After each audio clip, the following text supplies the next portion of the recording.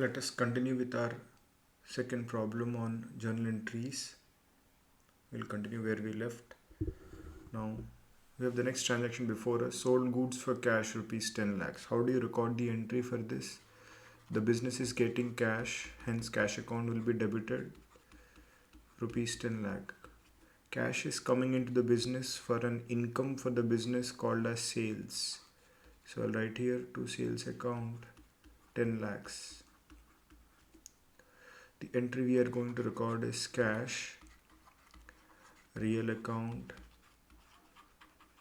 comes in, hence debit. Sales is nominal account, income and gain, credit. You may also say that sales is stock which is going out of the business, real account goes out, credit, which also works fine. But normally we record sales as incomes and gains for the business, hence it has to be credited. See, normally stock is an asset, it is a real account. The cost price of the stock when it is sold is debited to P&L account, and the sale price is credited to P&L account. The difference automatically is profit. So what we generally do is, if we are preparing our income statement, we can say trading account and P&L account. Sales is credited in the P&L account and the cost of goods sold is debited,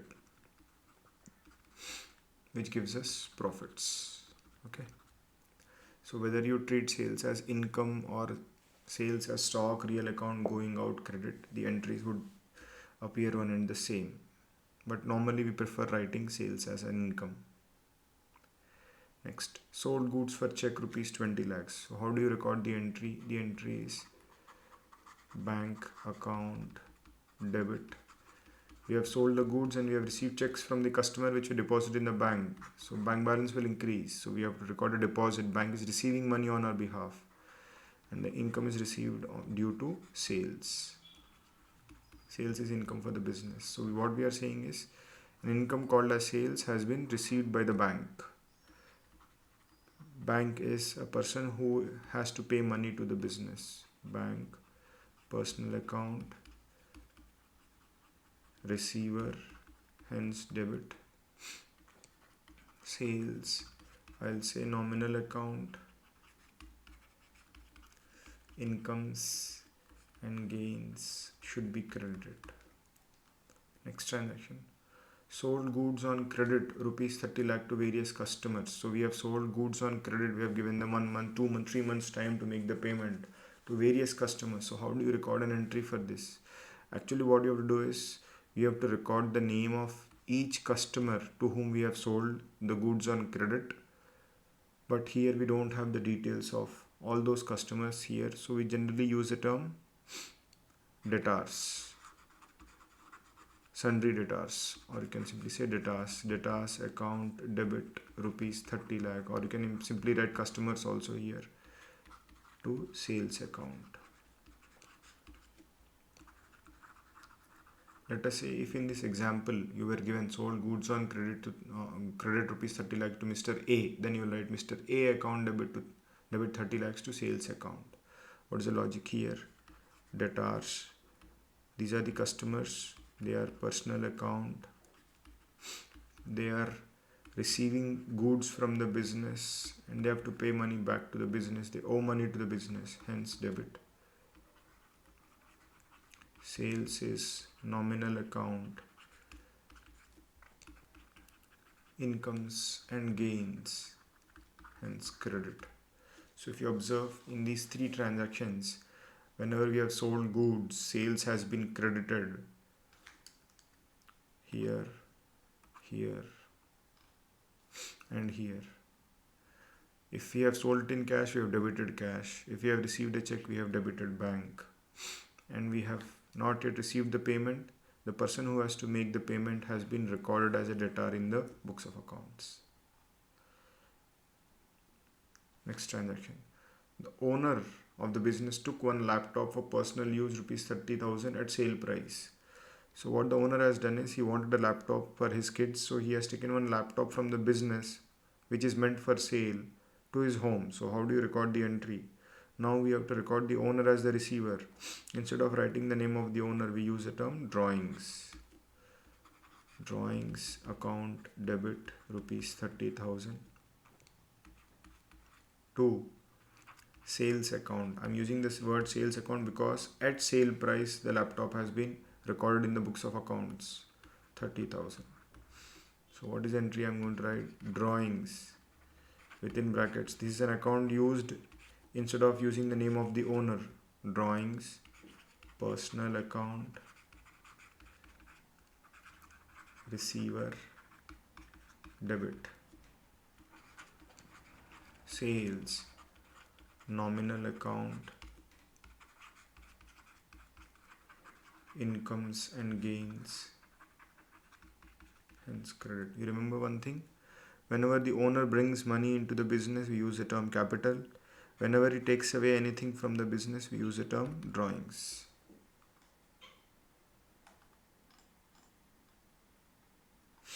Let us do some more transactions. I've already recorded the transactions for saving some time. Now we have a new type of a transaction here. Defective goods returned by customers and we paid cash. So some of the goods which we sold to the customers were defective. They wanted their money back. So we are getting our goods back.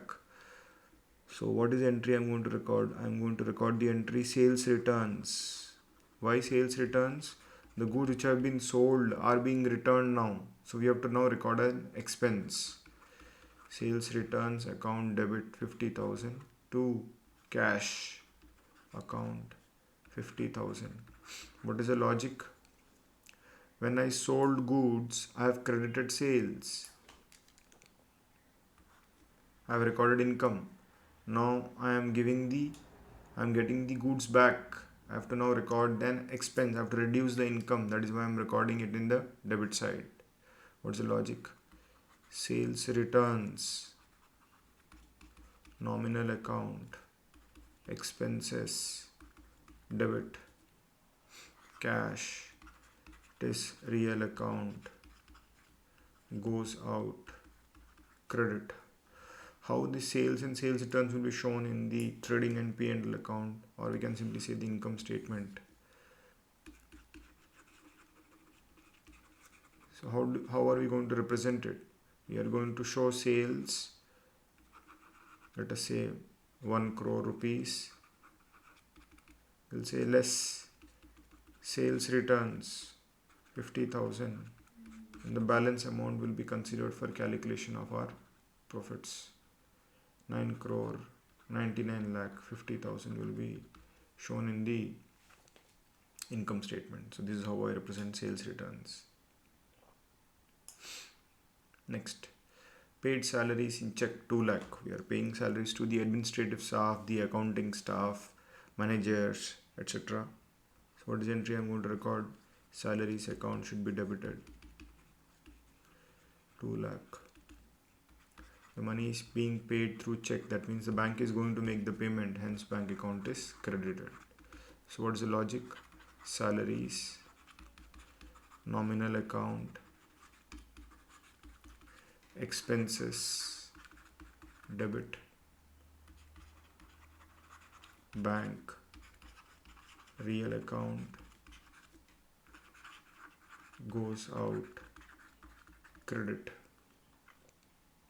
Next, return bad quality raw material to supplier limited, rupees 50,000. If you remember in our earlier lecture we have discussed that we have purchased raw material from a supplier called a supplier limited. Now we are returning the goods, the stock of raw material to the supplier because it is defective.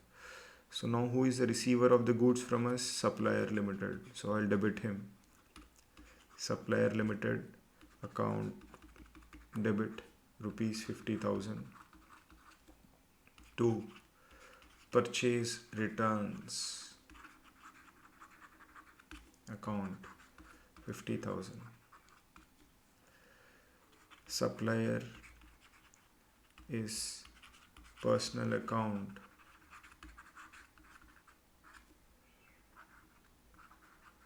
receiver hence debit. Purchase returns, or we can simply say stock of raw material, real account goes out, hence credit. So this is how we record various type of transactions. In the next lecture we'll continue to do some more transactions. Thank you.